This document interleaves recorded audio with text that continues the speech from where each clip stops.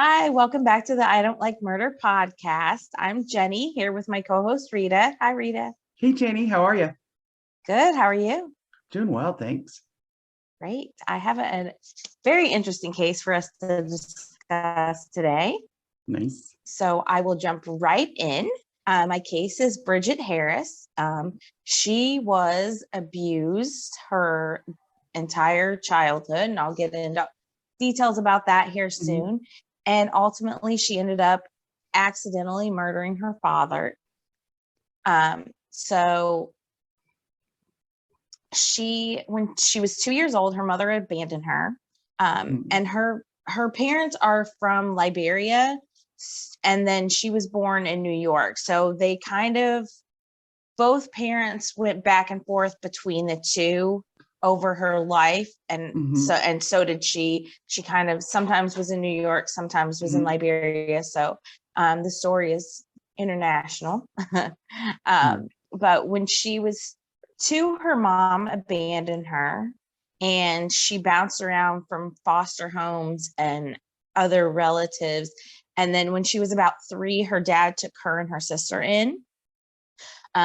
He did also abuse her sister. Her sister just didn't have it as bad as her and got out of it before she did. So were the parents married and they were just going back and forth between the United States and Liberia, or were they separated, living here in the States? They were separated. Okay.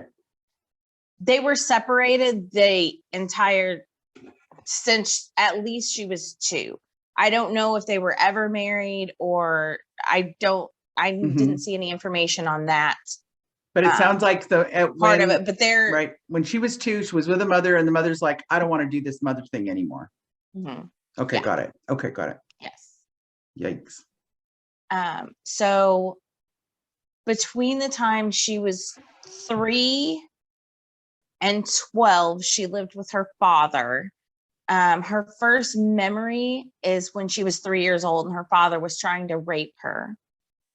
And he continued molesting her until she was 12. When she was 12, she went to Liberia to live with her mom. She had found her mom and went to live with her, thinking that her life was going to be great and that her mom would be a nice, warm, loving mother. And her mother was not like that at all. She was very abusive, physically abusive. So she quickly came back to New York. I believe she stayed shortly with her grandmother, and her grandmother was also abusive. And then she went back to live with her dad because even with the molestation, he was the better option to live with, if you can even call it a better option. And when she was a kid, one of her cousins forced her to perform oral sex on him. One of her dad's girlfriends that he had left her with at some point would beat her and then make her like rub peppers or pour pepper juice into her cuts and like everywhere on her body. It was like she had an extremely, extremely rough life. And finally at 17, she moved out and got her own place. She ended up being a security guard at the airport. So she turned her life around at that point really well.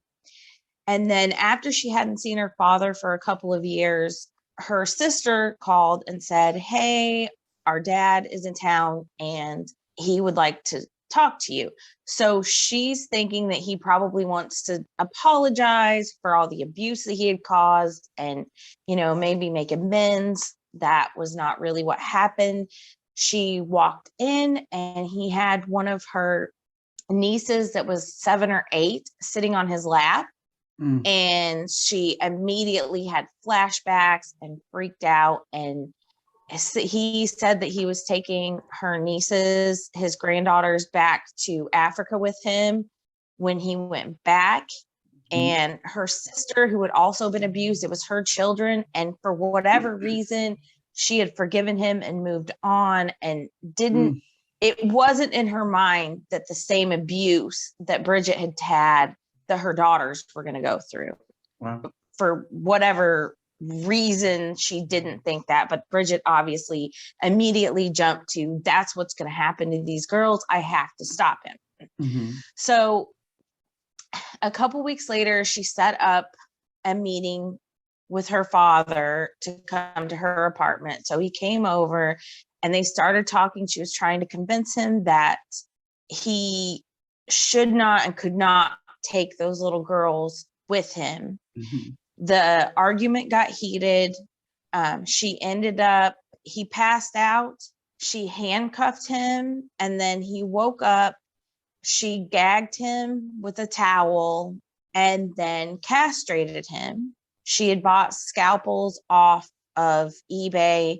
She castrated him. She burnt the tip, or not the tip, the cut off, so they couldn't reattach it. She had done research about Lorena Bobbitt, which was an extremely popular case back in the day.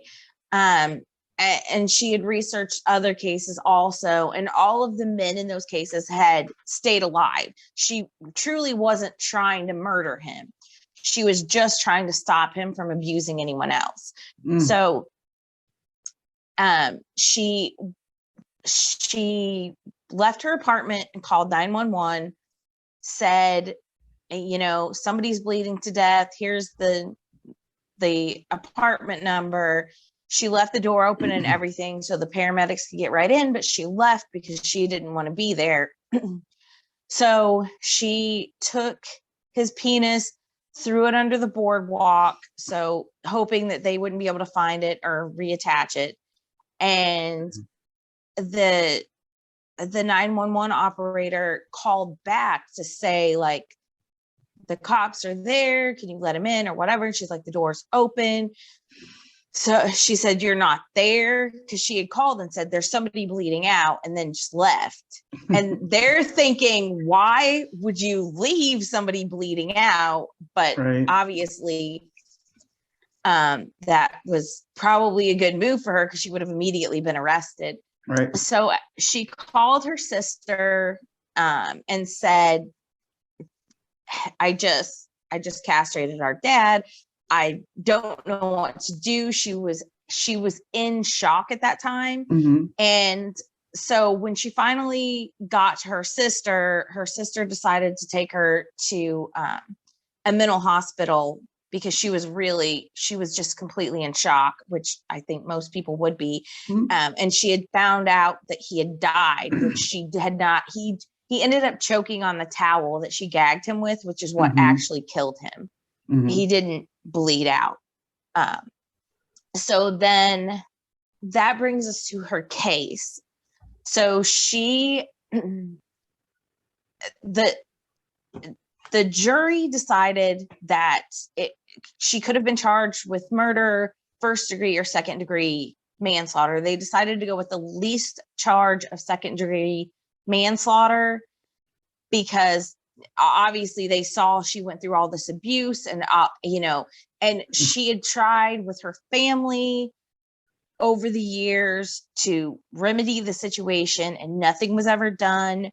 Her father in the late 80s or late 70s, early 80s, had a couple of charges, but he was never convicted on some minor charges. Mm-hmm. And the cops were also called multiple times for domestic abuse, and the neighborhood kind of knew about him and what was going on, but it was also an immigrant community where they lived, so police are not necessarily trusted. And it's one of those, especially back then, you just keep your mouth shut. Maybe you whisper about it in the neighborhood, but that's it. You don't actually do anything about it.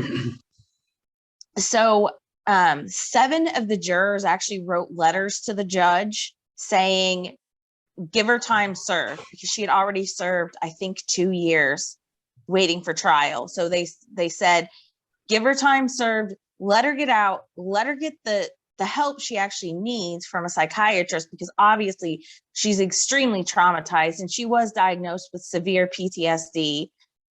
after she had committed the murder. So there's several shows that have done shows on her, and she also I have no idea what I was going to say. To the PTSD. No. Okay. But now she's out. She's working different jobs. She does advocacy work. She was released in 2012. And I do want to say that her attorney, Arthur Ideola, I probably butchered his last name, was amazing. He really advocated for her, and he represented her for free. So that's completely amazing. And he stood by her and did everything he could to help her out, which is amazing. The male judge on the case, sorry, I'm jumping around a little bit. That's okay. The male judge on the case decided to give her the maximum sentence that he could, even after the jurors had wrote to him and asked him not to. 4 of them actually showed up to her sentencing, and obviously were disappointed because he said, "Oh no, max." But I feel like that was him being a male. He decided, well, no, you broke the law. This is what it is. Something I kind of want to talk about is at what point, when law enforcement, when the system fails you, at what point do you take the law into your own hands? He had run-ins with the law and nothing happened. Nobody was doing anything. Her family, besides her sister, the rest of her family was abusive to her. She had no one to turn to. And all she was trying to do was to stop him from doing this to her nieces. That's the only thing she was trying to do. He did end up dying in the process, but I mean, who can blame her? Why would you call the cops in her situation? Well, I guess I could look at big picture is, of course, as a civil society, we can't, it's an eye for an eye kind of thing. And you would want to think, and again, it depends on how many years ago it was. She couldn't go, because now there's advocacy in schools if a kid is being abused at home. There's a whole protocol for that.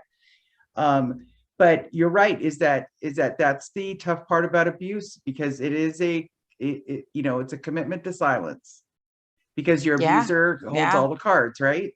So so I can also see a judge looking at it that everything that happened to you was terrible, the worst thing ever we could imagine, and you are broken, and but that's not, castrating your abuser isn't the remedy in a civil society. I'm not saying it's, I don't think anyone's I disagree with that. Well, I think that's the exact remedy. In her case, like, nothing was going to be done. And after years of the system failing you time and time again, and she was in school in the 80s and 90s. So there's advocacy. And then that is the horrific thing of where can she go, right? Because she's been raised in a place where the closest people to me betray me. Right. So if she just decided when she's 15 to say, I've been dealing with this since I'm 3, I'm going to the police, that unknown. And that's, I think that there's that, it's part of people, when they say, women's like, why didn't you leave? Why didn't you pack up and leave? And there's a lot to the just dealing with. It's not that easy to leave. It's not just out of fear, where are you going to go? Who's going to take care? There's so many factors. And so because that's what makes it complicated, because you think, well, your yeah, you're 17, you get out on your own, then but because that pull towards family, the pull towards, because even if your home is totally corrupted and beyond dysfunctional, people still gravitate towards, because that's all they know. And then unfortunately for him and the mother and the grandmother that abused her, they taught her how the world works in that world. Because, because not everyone who's abused murders their abuser. That doesn't happen. No. So anyway, so I'm not talking my own personal feelings towards it, or because, we've talked about before, women over the years, it's only been in the last 25, 30 years that women were even believed, let alone, women endured a tremendous amount of abuse. And like you said, because there's whether people are sexually abused, physically abused, and then the anger with, like you said, in communities, people knew. Yeah. And it's like she was black abused eye, on every level. Right. You can only run into the door so many times. You can only fall down the stairs so many times. And so, yeah. Because, the judge, I don't think she should have went to jail. I mean, I think the judge was wrong 100%. Mm-hmm. I think it was a male looking out for another male 100%. Mm. I don't think I've never been abused, so I can't say what is right or wrong, but I think that if I had somebody molesting me for years and I killed them, I don't think you should serve time. I think that is a perfectly acceptable response to somebody ruining your entire life. That's my opinion. It may not be civil society, but I don't think going to jail is an adequate punishment. That's my personal feelings on it. It may not be legal. Legally, I'm wrong 100%. Right, but remember the way it works is she was on trial. Her father wasn't on trial. She was on trial. Exactly. So it was the facts of the case. So, right. So that's the thing, is totally crazy. Right. The facts of the case is, this is what happened.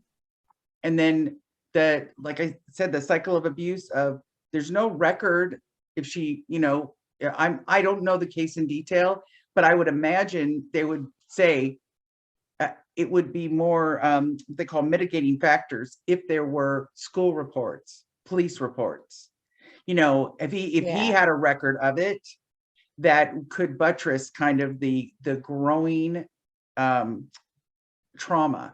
It just keeps building and building till there's no way out, because it comes to a point of, when you're a regular person in USA and you get to a point of and what triggered her was to see the next generation getting in line, 100%. And she just said, that's not going to happen. And no, she found nowhere out, because again, part of the molding and structuring and forming of her life experience came from people who didn't do a great job, in terms of, right. Well, so if I mean, it's just, I'm listening and I'm looking, going, I could totally froze. Oh, shoot. Oh, hopefully we'll see. But I'm looking at it from the viewpoint of, am I still frozen? Technical difficulties. Okay. Technical difficulties. But from the point of, like I keep saying, the big picture is, in our society, how do we handle it? Right. And right now, so when it's not enough, so it's not enough to go to the police, it's not enough. And she's watching it from her point of view, that the cycle is going to keep repeating itself. Mm-hmm. And then her brain says, this is the only solution, because no matter what happens, you can go to jail, but as long as you still have your penis, right, you could still do this again. So I'm going to remove it. At that point, the statute of limitations on her abuse had been over, because it was over 10 years since she had been abused. Mm-hmm. I don't know exactly what it is, but I think it's like 6 years or 8 years or something. Mm-hmm. Right. So she couldn't even have charged him for that. And no, going to prison is not enough. And I feel like there's a reason why child molesters in prison are the ones that get killed. I think that even other people in prison that are known criminals that have committed murder or other violent acts see them as worse human beings. I think statistically that because most of them are children of abuse. Yeah, but I to me that's like the one unforgivable thing. I did see a while back, and I don't remember what country it was, but it was like an Eastern European country. And this guy had found video proof that one of his friends was molesting his daughter, and he stabbed him 30 some times. And called the cops, said he had an accident and fell on his knife. And the cops said, yep, you're right. It was an accident. That I feel like was adequate. That is how I feel like it should be handled. Truthfully, yep. I hear you. I mean, maybe I'm not for civil society, but I don't think it is civil now. It's all bought and paid for. Right. So it's not civil society. No, because the thing is that what anyway, right. But what makes it tough is that right? I mean, you can go ahead. No, you can look at cases, and like civil society is Brock Turner not being convicted of rape because he has a bright future, but this girl having to go to jail because she was molested and took into her own hands because no one else would help her and stopped him from doing it to someone else. She's the one that spent time in jail, not the person who clearly raped this girl. That doesn't make sense. That's not civil to me. That doesn't make sense. Nope. And but again, we go back, and I'm not being a devil's advocate on purpose, just part of the conversation because we're asking of why. No. But it's each case is on its own merits of what happened. And the thing is that in and definitely I will be a little bit of a devil's advocate that what she did was a violent crime. To take a knife to someone, potentially could have bled out if she wouldn't have called, right? Yes. And so there's that part of it. The fact that he died with her trying to kind of make sure he never does it again. That probably is what the majority of the sentence was for. The low, because it's manslaughter, right? Right. So the thing is that she probably, no matter what, would have gotten some sort of sentence for the, mutilation. Well, the judge gave her maximum sentence for that. Right. He could have given her time served. He could have given her lesser sentence. Right. He went maximum possible sentence for that. So here's my question. So you have people, we're talking about broken people who are broken, who say, this is what I talk about civil society is how do we solve our problems? Her solution was to mutilate him. And I'm not judging at all, right? That she said, this is the only option I have. Because say whatever it is, no one will help her, society, the way she was raised, right? No one. Okay. So then a complete stranger to her is going to be the judicial system. And they're going to say, how do we know if someone who looked like him or acted like him, you wouldn't do this again? How would we know that the way, did it just have to be your father? What if you get in a relationship and someone abuses you? Is your solution to do something this drastic? Would you call the police or have how can anybody read your mind? So I'm just putting it out there just to say, I'm not defending any side of it. I'm just saying that if we look at it, and again, I don't know all of the details of the case, but an eye for an eye is a good way to do things, right? It's like but then it just gets very, very gray on to say, we have a penal system for a reason, and then each state, each county, each city puts together, this is how much this crime is worth, and then the judge has, some leeway in between, and then the judge gets to say, based on what I've seen in this case, I think you should get this for whatever reason. And he's not comparing it to another judge or another case anywhere, because that's a whole different conversation about, I think you talked about it, between who's got money and who doesn't. Yeah. Yes, 100%. Right. And so, I think, I mean, that to me, I don't know. My personal feelings is she was correct in doing what she did, and he deserved it. And like, if you abuse multiple people for years, I don't care what happens to you. I mean, I am probably wrong and not the best person for that. But on the other hand, like, you are a complete disgusting piece of shit for raping your 3-year-old daughter. And yeah, you deserve to die for that. 100%. You cannot convince me otherwise, regardless of civil or uncivil. How civil is it for you to say, oh, we're going to give you 5 years in jail for raping your 3-year-old daughter? Fuck that. That's not enough.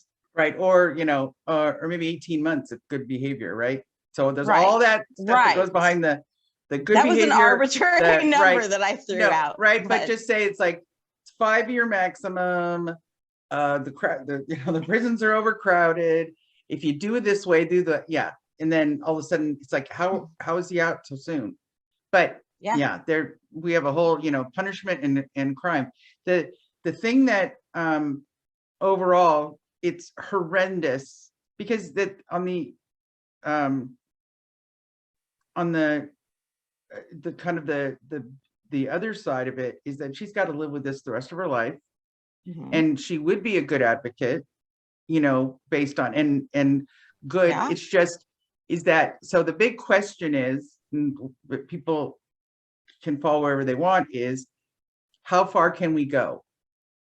Because you can only put yourself in that situation of, I will do it as a mother to say, if I saw somebody hurting my kid, yes, he must die. I've seen courtrooms where the big drama was, found the guy was molesting this kid, the parents there. This was well before they would have metal detectors in courtrooms. And once the guy was guilty and showed up, the dad took a shot, killed the guy right there. And that was all over the news. And everyone, and parents, right. And then there was I think he should have done it not in court. I think he should have done it like but there have been cases like that so when you see that, you just go, oh, I totally can understand that. Could it, it can be, so there's the double-edged sword to her life. It was her parents inflicting the trauma. And again, it's the mental thing. But yeah, I don't, like we've talked about before, there's been cases where the wife intentionally murdered the husband because of the years and years of abuse, and nobody know where to go. And then she was tried for murder, but the jury just said, no, can't do it. And so that was a big, huge thing. I think it was in the 70s. So it's, so it's an interesting case. It's horrifying. And so you can't say after the facts of the case that, yep, he's going, to his daughters and then to his grandchildren. You can't say, only, I guess, in a very big spiritual way, have mercy on everyone's soul. But you can't say, oh, I can advocate that he'll be rehabilitated. He's doing exactly what we've kind of learned, that who mess with kids. Well, he was even such a disgusting human being that he told his daughters that this is how fathers show love to their daughters, that this was correct. This is how you're supposed to show love. That's what he told his daughters. And he said that there are cultures in Africa that the father has to take her virginity. That is crazy. This guy was like a disgusting disgusting human being and he got what he deserved.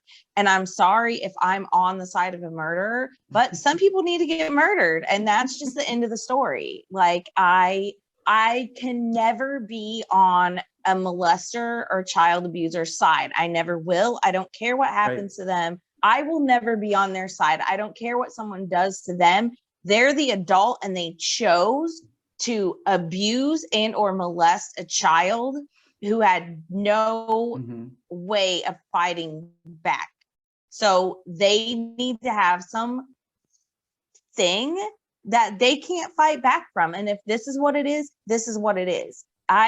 My personal opinion, which this will never happen because we're allegedly a civil society, as you want to say, which is very uncivil. But I think that if you are proven to have abused or molested a child, you should be set free and the family should get zero punishment for whatever they do to you. And it's fully up to the family. If they want to go murder you, torture you, whatever they want to do, if they just want to let you sit and stew about when they're going to come and murder you, they should be allowed to do that 100%. To me, that's the only fair way to do it. I've always said, like, I always said, so people, have their view on the death penalty or, and you see advocates on both sides. And you hear, as we talk about these horrific cases and what you see what the parents go through. And I always think, it would be, the problem would be solved is to say, have the parents of the victim, have the family members of the victim who they've lost horrifically. Whether it was, whether it was a drunk driver, whether it was a sadist murderer, whether, the same kind of thing for anyone who harms another human being, have the family members decide it. And again, that's not the society we're in, but I always thought that would solve it because you know what? The parents, I've seen parents say, we think that he should be away for the rest of his life, but we don't believe in the death penalty. It's against what we do. And then there's another parent who said, I do. I'm good with it, and it's for case by case. But that's how I think is that, but it's again, it's trying to rule 330 million people under one umbrella.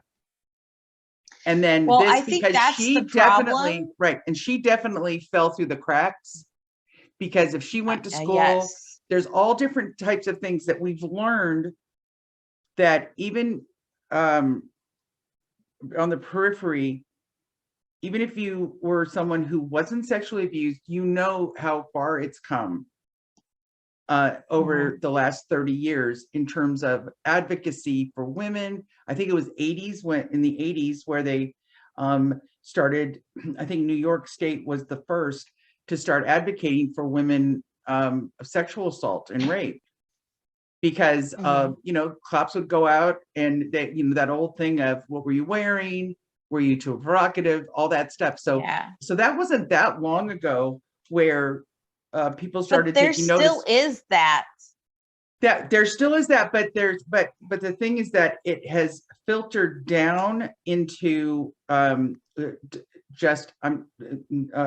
is where it comes where with children and any sort of abuse, that instead of it being everybody looking the other way, knowing, now there are places. And I mean, every single time I go into a doctor's office in the bathroom, there are posters about abuse to say, here's a hotline, here's a private hotline. You go and, there's, so it's not for lack of trying that it's out there in our periphery that they're saying, if you feel like you can't, there's places, there's a whole secret society for women. I mean, I only happen to know it because I volunteer, but in my town, there are secret houses for women of domestic abuse who need to be secret, right? And so there's this whole underground movement, but going back to, let me just finish my thought with children. I think that the way, and that's the thing that's the cruelest of all, because when you're a kid, and your life is in one place in your parents, because all of a sudden you wouldn't just say, hey neighbor, hey school teacher, this is happening, because you can't see your future and you can't see a way out. because what's going to happen? What someone's going to adopt you all of a sudden? How's that going to happen? So it's just awful. Awful. Well, and in her case specifically, she did try. She went to authorities and older people and relatives, and all of them slammed the door in her face. So what was she supposed to do? I mean, and then she ends up getting punished because she finally took matters into her own hands because she knew what he was going to do, and he was going to get away with it again. So, I mean, I don't know what the rules in Liberia are, but I'm assuming that it's way looser than here with this kind of stuff. So I can only imagine that he was going to get away with it again. And I mean, even getting away with it, the fact that it was on the table in the first place is ridiculous. Like, yeah, I mean, who knows? I don't know. Yeah, who knows other cultures, right? Every person that was an authority in her young life did not help her. So why when you're an adult at that point would you think, oh, let me go to the cops, they'll help me?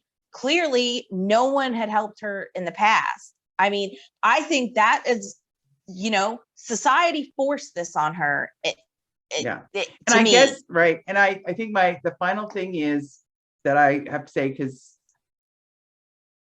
about it is just to kind of answer the question of why isn't it okay just to make that decision, and why give her that that kind of sentence, is because unfortunately there are a tremendous amount of children that are abused to this day. Of course, it's happening, and we won't know it for 20 more years because of that silence, that code of silence, and that threat. And and no matter what you say, because you hear about these cases all the time, but usually when the child has been murdered by the parent or so neglected. And even after time and time again have tried to reach out, kind of thing.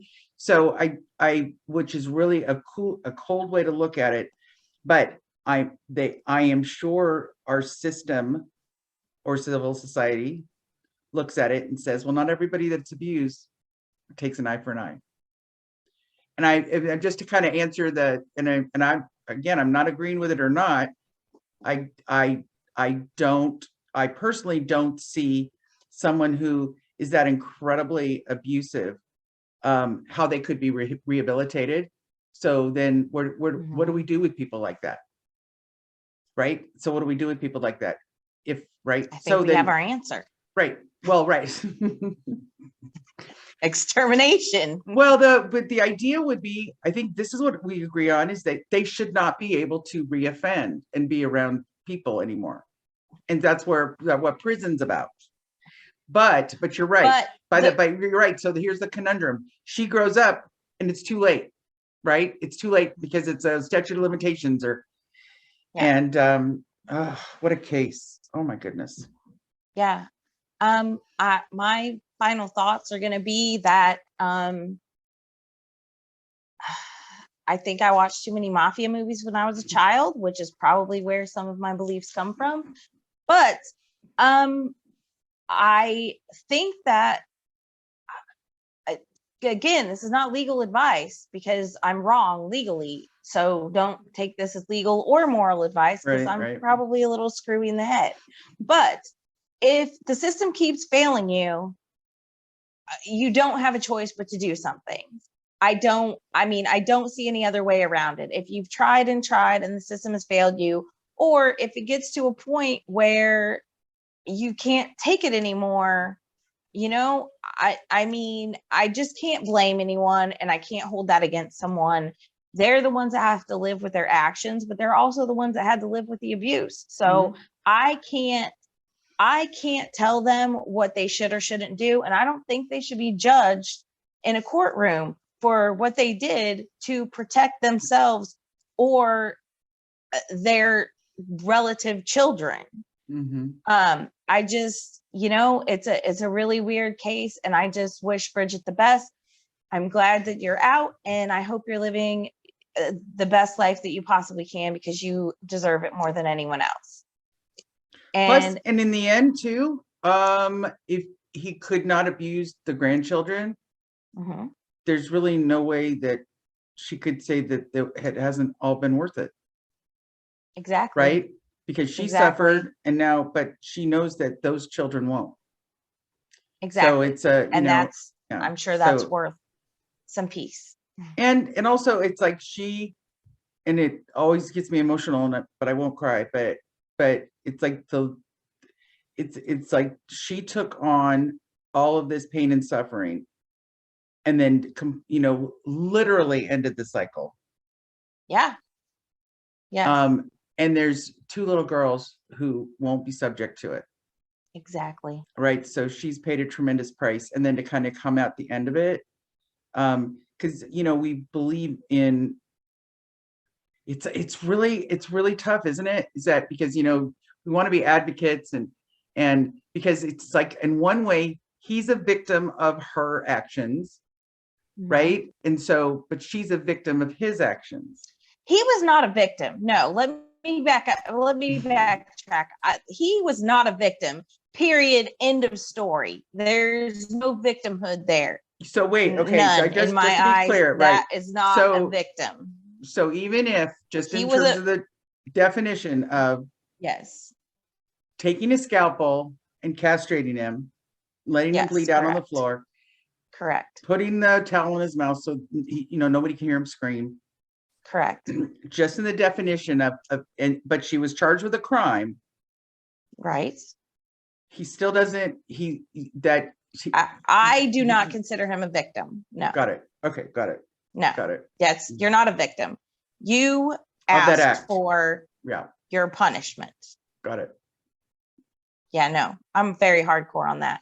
No. I hear you. You rape a 3-year-old, your own daughter, 3-year-old. If she cuts your dick off later, well, yeah, you asked for that. You're not a victim. You are not a victim. Don't cry about being a victim. Don't think you're a victim. I don't care if you die in the process. You were not the victim. She was the victim. 100%. He was not the victim. Thank you for watching I Don't Like Murder, but I did like this murder. Please like, share, subscribe, and don't think I'm too crazy. No, very passionate, but good story, and really good to bring to just always remind people that stop messing with kids. It doesn't end well. Yeah. Stop messing with kids. If you want to mess with kids, go lock yourself in a room somewhere and don't come out. Right. Ever. Really, really interesting case. Sad. And but Jenny, great job. Thanks. Okay, do the YouTube stuff, you guys. We're getting more subscribers. We're really excited. So do the subscribe and tell your friends and watch all our shows. We're trying to get better each time. All right, Jenny. Bye, Rita. I just ended it, and it's actually Jenny's turn to end it. So next show she can end mine.